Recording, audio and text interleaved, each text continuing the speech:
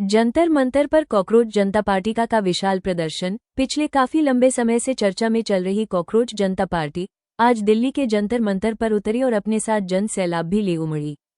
इस प्रदर्शन में सबसे अधिक युवाओं ने शिरकत की और लगातार शिक्षा मंत्री धर्मेंद्र प्रधान के इस्तीफा की मांग करते नजर आए।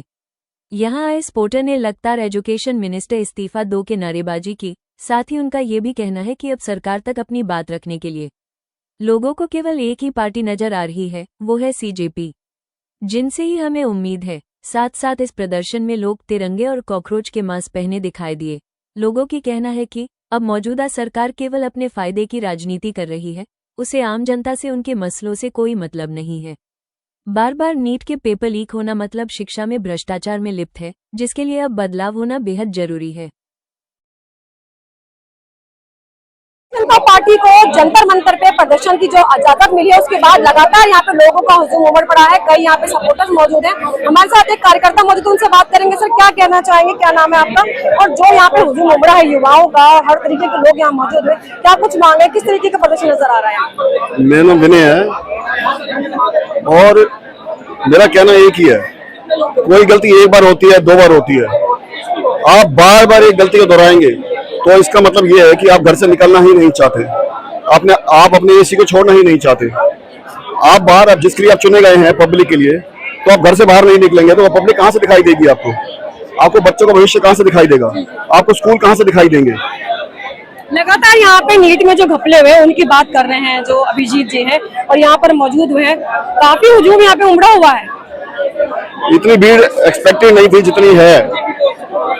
मैंने सोचा थोड़े जैसे अन्ना हजारे टाइम पे शुरू में आए थे, लेकिन उससे तो कहीं ज्यादा ही हो गया है। मैं देखने आया हूँ, मैं उस टाइम भी आया था अन्ना हजारे टाइम पे, लेकिन जब स्टार्टिंग में हुआ था तो इतनी रश नहीं थी जितनी इस बार, क्योंकि स्टूडेंट का अपने भविष्य के लिए युवा जो है काफी परेशान है इस टाइम, बहुत ज्यादा चिंतित है वो।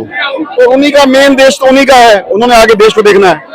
क्या लग रहा है जो प्रदर्शन हुआ इससे कितना बेनिफिट मिलने वाला है युवाओं का, या जो हमारी जो कमियां है सरकार के साथ में कितनी बदल सकती है? देखो जी, सरकार को एक्सेप्ट करना चाहिए और छोटी सी बात है, आगे के भविष्य है। बच्चे एक इस्तीफे ही तो मांग रहे हैं, एक इस्तीफा ही तो मांग रहे हैं, ज्यादा तो कुछ नहीं मांग रहे। फिर आगे उस सिस्टम को ठीक कर लीजिए आप, और एजुकेटेड पर्सन को बिठाइए ऊपर, आपके पास सब कुछ है।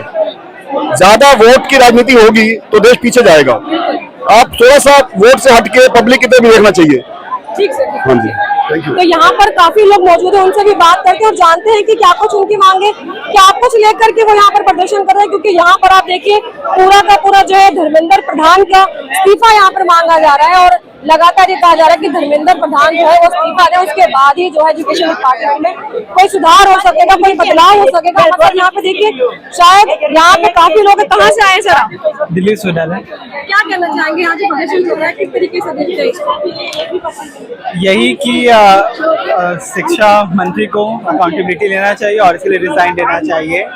और ये एक दिन की बात नहीं है, ये काफी समय का जो आग है वो अभी फूटा हुआ है, तो ये और आगे भी जाएगा ही। एजुकेशन डिपार्टमेंट में आप लग रहा है कि घपला हो रहा है, फिर अन्य डिपार्टमेंट को यहाँ पर भी डाला। एजुकेशन डिपार्टमेंट तो बस एक मोहरा है, सारे मंत्री भ्रष्ट हैं और जितने सारे इनके मंत्रिमंडल है वो उसमें सभी भ्रष्ट है, चाहे वो शिक्षा मंत्री हो या राजस्व मंत्री हो, जितने भी हैं सब में ही तो ये दिख रहा है।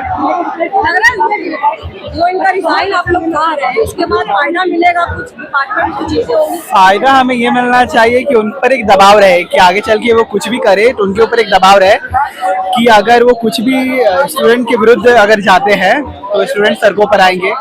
आपका कहना चाहिए, कहाँ से आप आए हैं और क्या कुछ डिमांड यहाँ पे आपको ऐसा लग रहा है यहाँ पे क्या? मेरा नाम संजीव कुमार है, मैं जौनपुर से हूँ। मेरी सबसे पहली जो मैं एक कॉकरोच जनता पार्टी जो आह्वान किया था उसके बेस पे आए हैं। जो इतने पेपर लीक हो रहे हैं, पेपर को लीक कर मतलब ऐसा लग रहा है कि जैसे कोई पहले होता है बदनाम होने से डरते थे, आज की सरकार में ऐसा लोग बदनाम होने से डरते नहीं है। किसी भी चीज कोई भी घटना हो जा रही है अनरिस्पॉन्सिबल है, एकदम अनअकाउंटेबल है, कोई भी नहीं है, हो गया पैसे के दम पर कुछ भी कर दे रहे हैं। लोग डिमांड कर रहे हैं कि रिजाइन दे धर्मेंद्र प्रधान, लग रहा है रिजाइन देना चाहिए। अगर इनको शर्म होती थी, बेशरम जनता पार्टी है, सीधा बात बोल रहा हूँ, बेशरम जनता पार्टी है। अगर इनको शर्म होती तो जितने पेपर लियो कब कर रिजाइन दे दिए होते। अभी पहल स्टार्ट हुई, देंगे न देंगे, बेशरम तो है ही। अधिकतर ऐसी पार्टियां निकल कर सामने आती है इससे तो कोई शुरुआत तो हुआ मैम, शुरुआत तो हुआ, ठीक है। आगे क्या होगा, कहाँ तक जाएगी मूवमेंट वो देखी जाएगी। लेकिन अभी हम अभी जो एजुकेशन मिनिस्टर है उनका रिजाइन का मांग रहे हैं, डिमांड कर रहे हैं अपन लोग। होना तो चाहिए, अगर जानवर और इंसान जानवर और इंसान में फर्क बची होगी तो दिखाएंगे, नहीं होगी तो जानवरों की पार्टी है, जानवरों की सरकार चल रही है, जानवर इससे काबिज है, सीधी बात। अगर आप थोड़ा सा बताएंगे यहाँ पे आप कांग्रेस का मास्क लगा कर आए हैं, तरीके से नई नई पार्टियां आती है, आते सारे युवाओं के लिए भी किया जाता है या नहीं? एक तो सबसे पहले ये कोई पार्टी नहीं है, ये यूथ की आवाज है, स्टूडेंट्स की आवाज है। ये आप सरकार का एजेंडा मत बोलिए कि पार्टी है, ये कोई पार्टी नहीं है। पार्टी हम कोई चुनाव नहीं लड़ रहे हैं यहाँ पे,